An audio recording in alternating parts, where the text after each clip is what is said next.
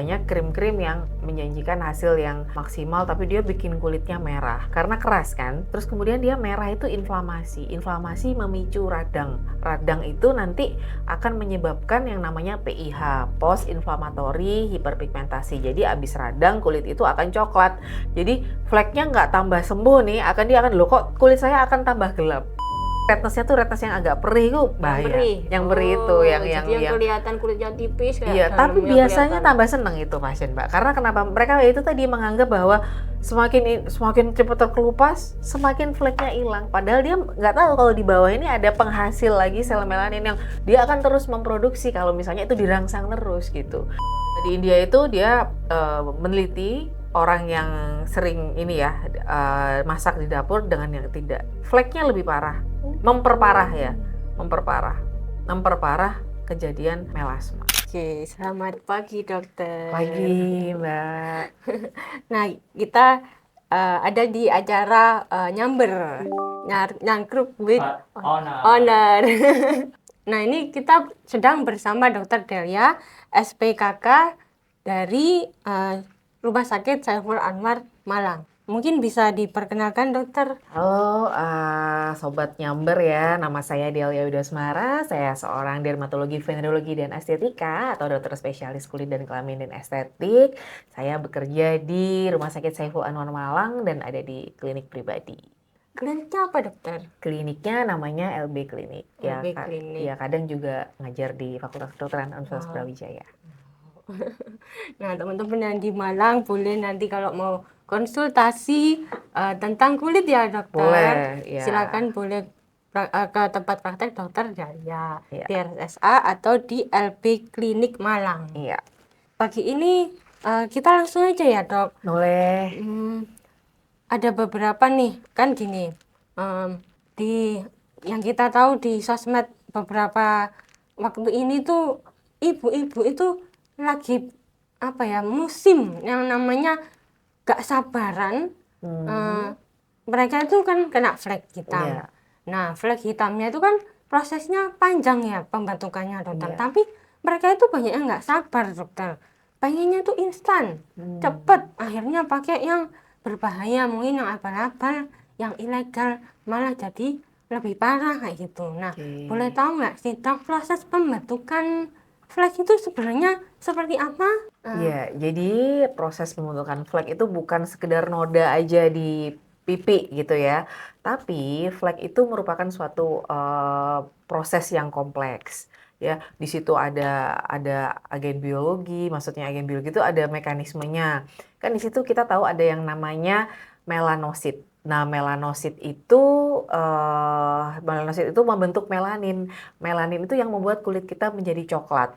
Nah, itu tadi kan ibu-ibu pengennya kan instan. Biasanya menggunakan krim-krim yang abrasif itu artinya cepat eksfoliasi gitu ya. Nah, itu akan ini untuk apa namanya? Ini memancing peradangan. Jadi dia kayak diinjus gitu, dia kayak dirangsang. Nah, semakin banyak melanin yang terbentuk, otomatis nanti fleknya akan bertambah banyak. Itu mekanismenya seperti itu. Jadi di sini ada dua mekanisme ya. Jadi pembentukan melanin yang banyak dan juga dia abrasif itu kan inflamasi. Kondisi inflamasi atau radang juga mempercepat terjadinya flek itu tadi. Jadi bukan hanya sekedar noda hitam di kulit, tapi itu merupakan proses yang panjang. Ada biologinya lah terbentuknya begitu. Oh, jadi flek itu bukan cuman hitam doang gitu, tapi peradangan di kulit itu teman-teman. Jadi nggak bisa instan ya dokter?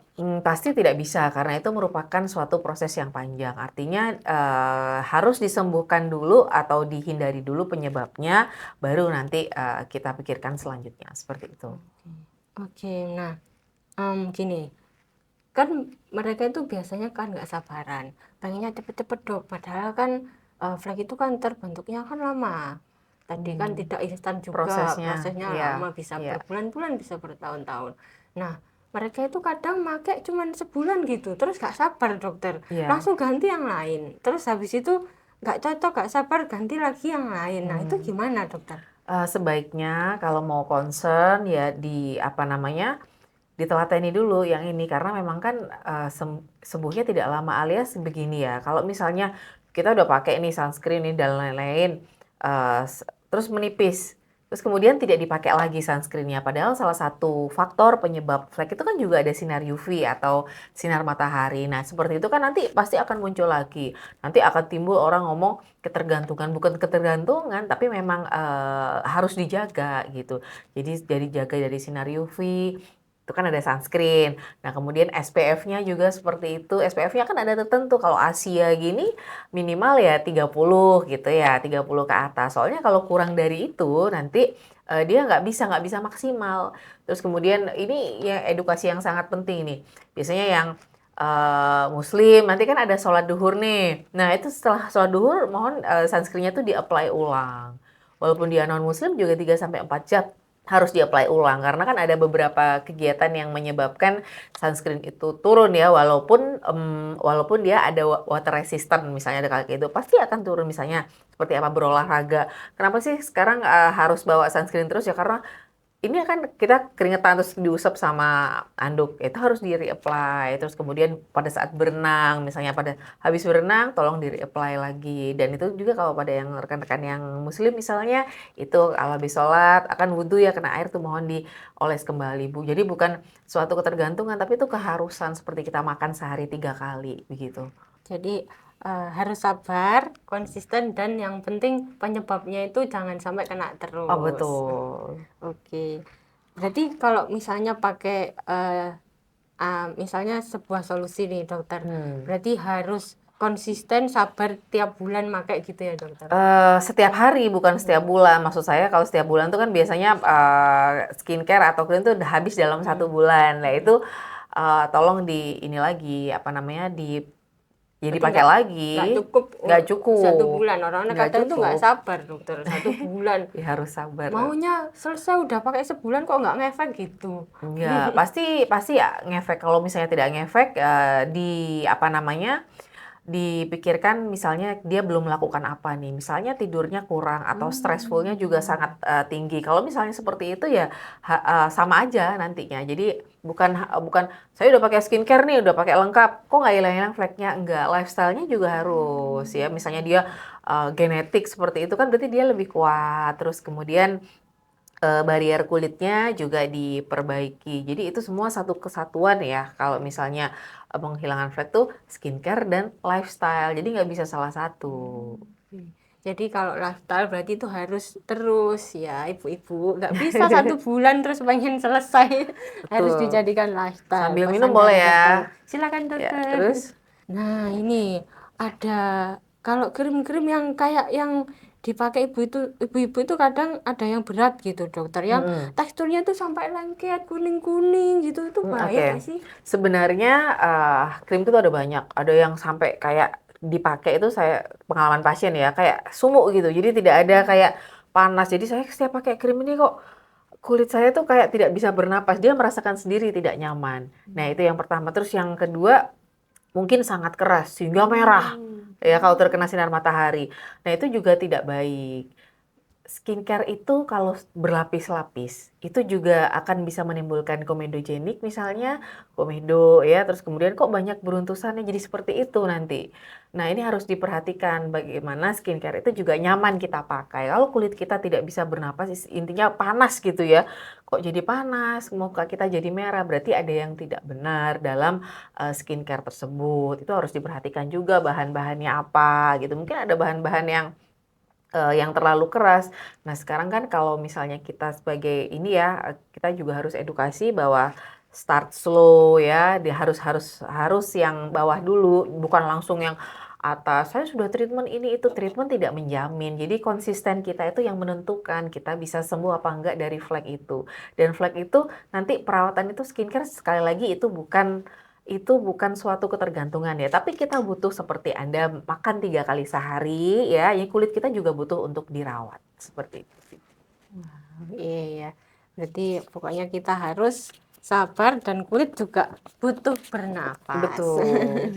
Nah, berikutnya nih dokter, ada juga nih krim yang Hmm, bikin cepet putih. Nah, oke. itu kan apa enggak kulitnya itu bisa menipis kayak gitu-gitu dokter? Iya, yang saya bilang tadi juga kayak kayak gitu ya, banyak krim-krim yang menjanjikan hasil yang maksimal, tapi dia bikin kulitnya merah. Karena keras kan. Nah, keras, terus kemudian dia merah itu inflamasi. Inflamasi memicu radang. Radang itu nanti akan menyebabkan yang namanya PIH, post inflammatory hyperpigmentasi. Jadi abis radang kulit itu akan coklat. Jadi fleknya nggak tambah sembuh nih, dia akan loh kok kulit saya akan tambah gelap. Begitu. Jadi awal memang agak agak tipis, tapi kalau dia kan makin lama makin radang tuh, kan nggak kuat kulitnya. Nah, pada suatu titik tertentu dia akan menjadi post inflammatory hyperpigmentasi itu. Mungkin minggu awal dia akan lebih cerah, terus kemudian dia akan lebih hitam pasti. Kok lebih hitam ya? Itu curiga dia memakai bahan-bahan yang terlalu keras sehingga abrasi itu mengikis gitu, mengikis kulitnya tambah merah. Merah itu bukan berarti kadang pasien itu tambah seneng kalau merah. Kok nggak merah ya? Saya sering sekali.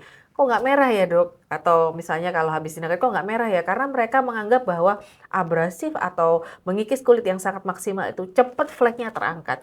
Mereka tidak tahu bahwa flek itu diproduksi terus.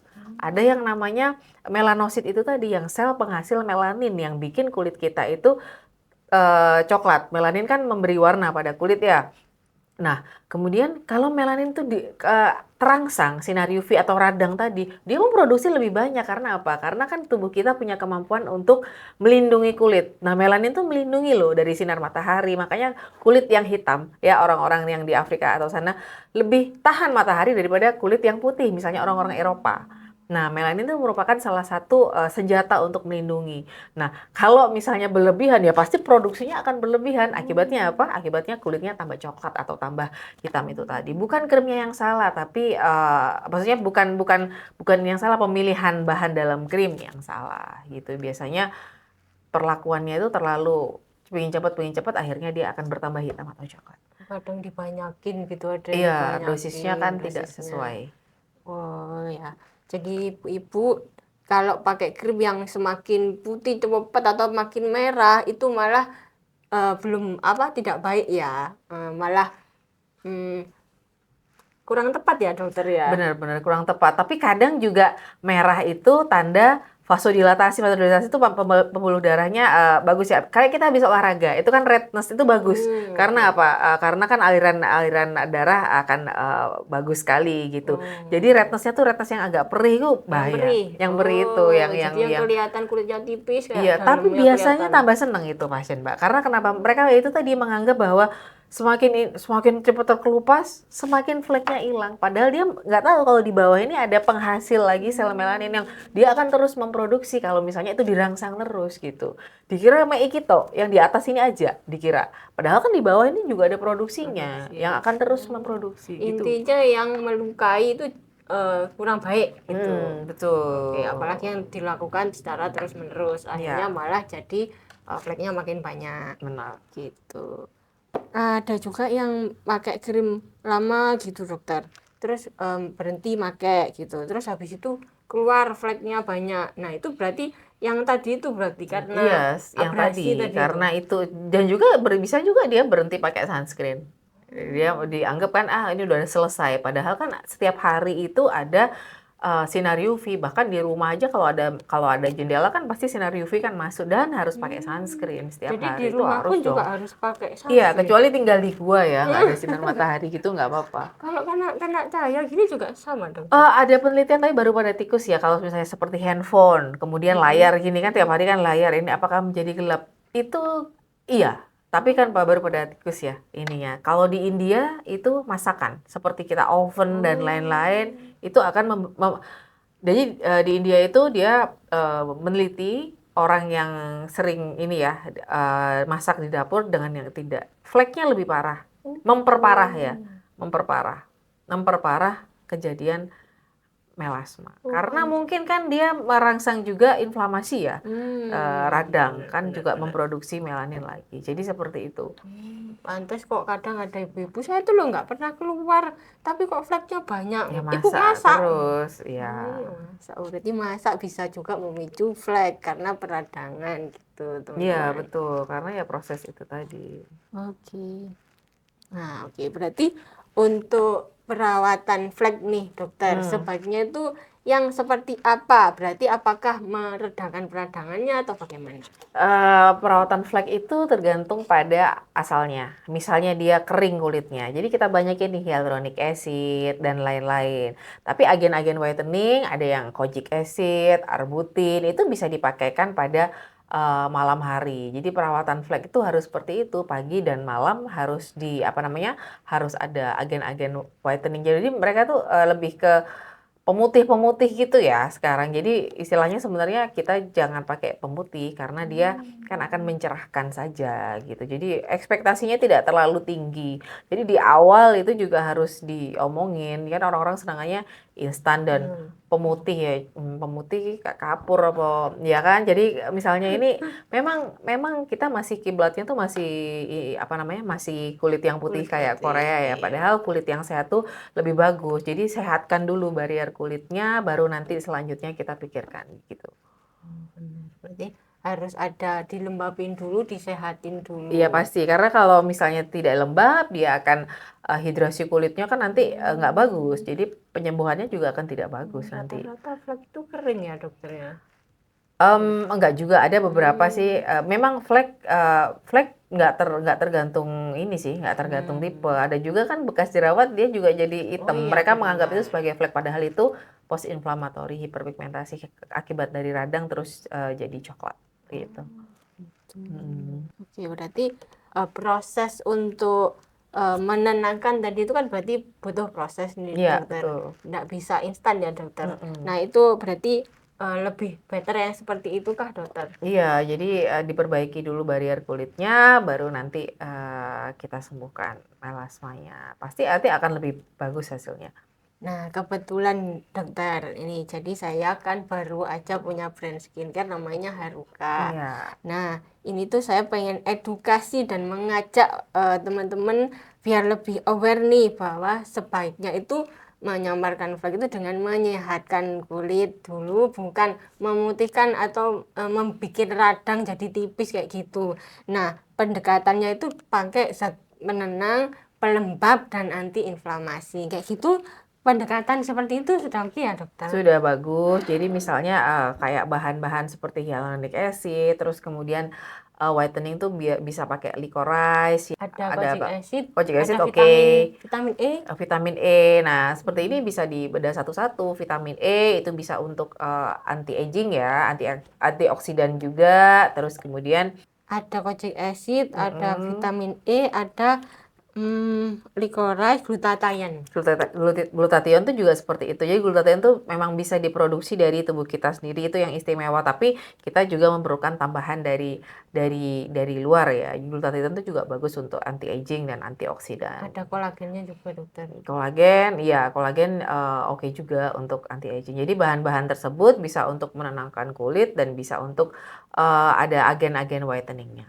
Ada juga kalau kita tuh pakainya sodium hyaluronate itu sampai Iya, 4 sodium macam. hyaluronate tuh kayak hyaluronic acid, dia bagus untuk memperbaiki skin barrier kulit. Sama ada juga lactobacillus juga. Oke, lactobacillus juga dia senyawa ini ya, maksudnya mikrobiom kulit Ya, ya. Jadi untuk dermatitis atopi dan lain-lain itu biasanya kan mikrobiomnya tidak seimbang. Maka kalau misalnya ada ini ya bisa juga. kalau penyerahnya nih, Hmm. Haruka kan pakai volbutylresorcinol, glutathione, kojic Mm-mm. acid, niacinamide. Ya, Nah, boleh tanya nggak dokter ya. tentang kojic acid? Bener nggak sih kojic acid ini itu nggak bisa di sabun cair, bisanya lebih stabil kalau di padat. Iya, kojic acid biasanya kalau misalnya kita pakai sabun padat, itu kan pakai yang apa palmitat itu ya kalau nggak salah ya, itu dia lebih stabil dan bisa digunakan. Tapi yang perlu diingat, semakin lama dia, jadi kojic acid itu harus lama di kulit. Jadi Gitu. misalnya nih pemakaian setiap hari, ya itu kan setiap hari kan berarti dia kontak terus dengan kulit ya. Untuk berapa lamanya kan dia pasti kontak gitu. Yang penting dia sering ini ya, sering ada di situ, jadi dia itu efeknya akan lebih bagus gitu intinya. Jadi dia lebih lama di kulit, dia akan lebih bagus efek whiteningnya atau brightening-nya seperti itu. Kojic acid bisa dipakai dan bisa agak lama nanti lebih works gitu. Ya, Oke, nah Betul. closing terakhir nih dokter. Hmm. Untuk ibu-ibu yang sekarang tuh lagi pusing sama flek, terus gak sabaran, terus gonta-ganti skincare terus-terusan. Tips apa atau mindset apa yang harus diubah biar fleknya itu nggak makin parah, dokter? Oke, mindsetnya yang pertama jangan cepet-cepet karena stres tuh mengakibatkan flek loh. Jadi misalnya tambah cepet-cepet nanti tambah nggak hilang-hilang gitu ya.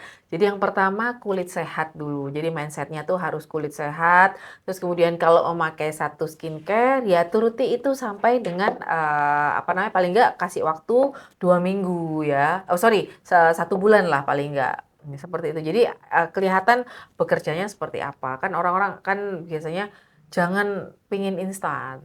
Jadi kalau pingin instan tuh nanti malah merusak kulit, nanti malah menambah flek tersebut. Jadi yang pertama itu harus kulitnya sehat, terus kemudian yang kedua hidrasi kulitnya bagus ya, terus yang ketiga itu ya sabar itu tadi. Karena kulit Anda tidak sama dengan orang lain. Kalau orang lain bisa cepat, Anda lambat seperti itu. Karena mungkin ada faktor-faktor tertentu yang mungkin memberatkan. Kayak misalnya kerjanya mungkin lebih berat ya, dia stresornya banyak ya, yang ini akan lebih works misalnya kayak gitu. Ya, jangan samakan hasil kulit kita dengan orang lain, maka kita concern dengan kulit kita, ya kulit sehat itu yang kita pertahankan. Seperti itu. Nice. Seru sekali ya hari ini, banyak banget ilmu baru yang bisa saya dapatkan. Terima kasih banyak ya Sama-sama, dokter. Mbak.